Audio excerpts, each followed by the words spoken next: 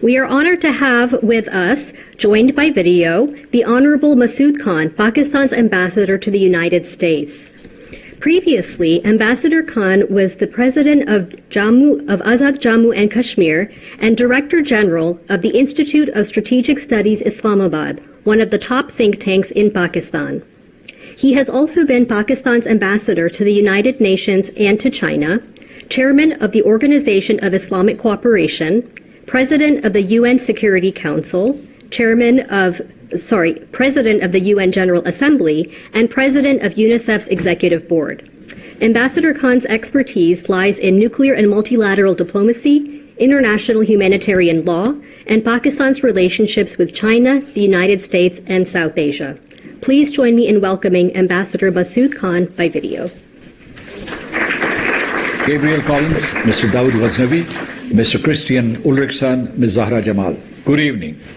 I thank the Baker Institute for organizing this discussion on Pakistan's energy and water security landscape and inviting me to speak. The landscape is complex. Let me start with water. Pakistan is a water-stressed country because of a number of reasons. High water withdrawal, water losses, excessive use in agriculture, water logging and salinity, and recurrent droughts. They all contribute to water scarcity. Both ground and surface water is depleting because of overdrawal and irrigation. Pakistan, as a lower riparian country, is dependent on the water flows from the north. A high percentage of water is lost every year because this water flows directly into the sea, unused. Although under the Indus Water Treaty, Pakistan uses 3 rivers, but our overdependence on the Indus River creates vulnerabilities. Add to that population growth and stark challenges posed by climate change. Pakistan contributes less than 0.4% of the global emissions, but it is the 8th most vulnerable country to climate change.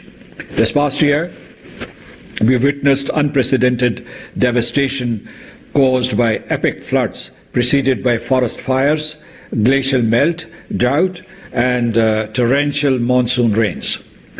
We incurred losses of around $40 billion because of this catastrophe.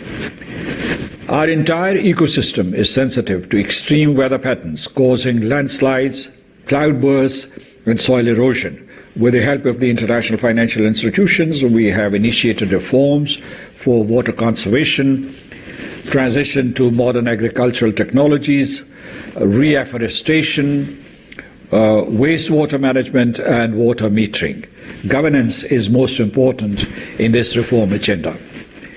Over the past 10 years, we have taken consistent steps to improve our energy security by building new dams, generating hydro, coal-fired, thermal, and nuclear power. We have also invested heavily in alternate energy, especially solar and wind power. This trajectory is not bad at all. However, we have some chronic problems which need to be resolved to prepare Pakistan for developing its economy at a faster pace and meeting ever-expanding consumer demand. Our problems include heavy reliance on energy imports and inadequate supplies compared to the rising phenomenal demand. In the past decade, we have commissioned more than 10 gigawatt of new power generation and 1 gigawatt of wind and solar power-based projects. Power and gas shortages were addressed. However, the gap is still very wide that needs to be bridged.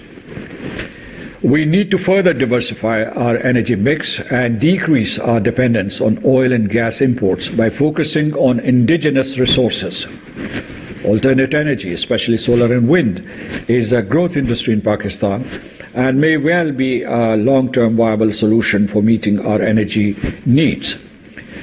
But we can't discard coal mining and coal-based power generation in the near future. A massive transition to renewables will take some time.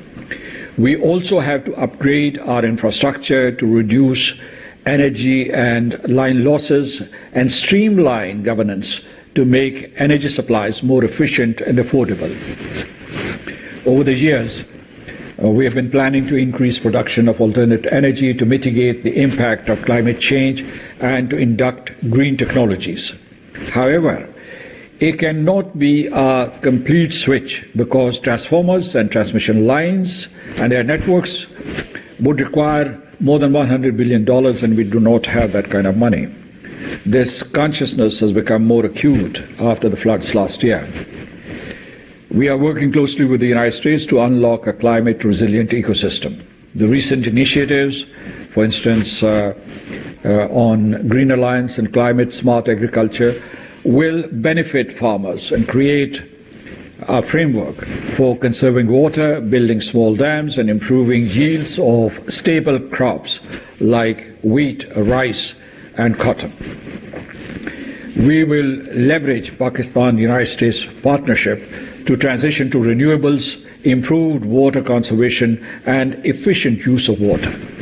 The United States has been our partner in the past. In the 1960s, the United States was a symbol of the Green Revolution in Pakistan, which increased the yields of our wheat and rice crops.